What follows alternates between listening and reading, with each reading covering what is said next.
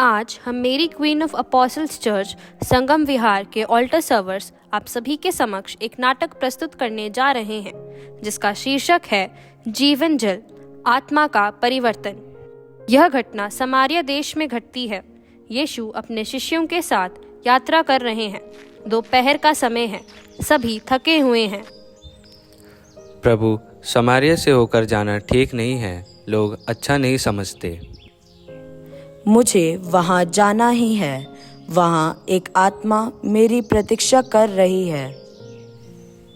मैं यहाँ रुकता हूँ। शिष्यों, तुम नगर जाकर भोजन ले आओ।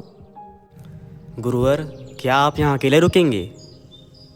हाँ, मैं यहीं प्रतीक्षा करूँगा। यीशु याकूब के कुएं के पास बैठ जाते हैं। उसी समय एक समारी स्त्री पानी भरने आती है। हे स्त्री, मुझे पानी पिलाओ।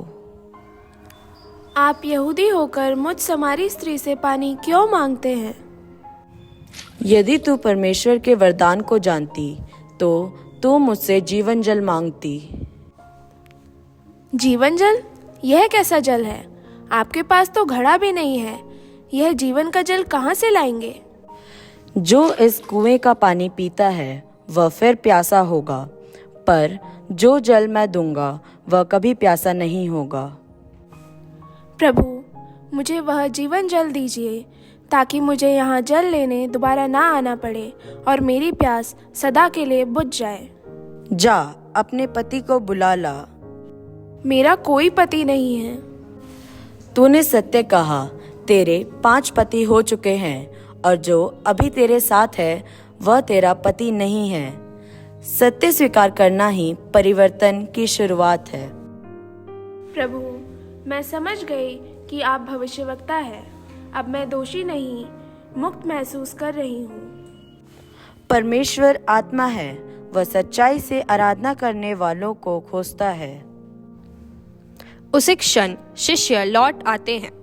वह यीशु को समारी स्त्री के साथ पाकर अचंभे में पड़ जाते हैं, परंतु वह अपने गुरु से कोई प्रश्न नहीं करते। प्रभु, भोजन तैयार है। मेरा भोजन आत्माओं को जीवन देना है। समारी स्त्री वहीं अपना घड़ा छोड़कर गांव की ओर दौड़ती है। आओ उस मनुष्य को देखो जिसने मेरे बारे में सब कुछ बता दिया। आओ उस मनुष्य को देखो जिसने मेरे बारे में सब बता दिया। आओ उस मनुष्य को देखो। क्या सच में उसके बारे में सब कुछ बता दिया? चलो चलो, हम भी चलकर देखें। चलो चलो गांव वालों, हम भी इस भविष्यवक्ता को देखते हैं। हाँ चलो, हम भी चलते हैं। सभी गांव वाले याकूब के कुएं के पास यीशु को देखने पहुंचते हैं।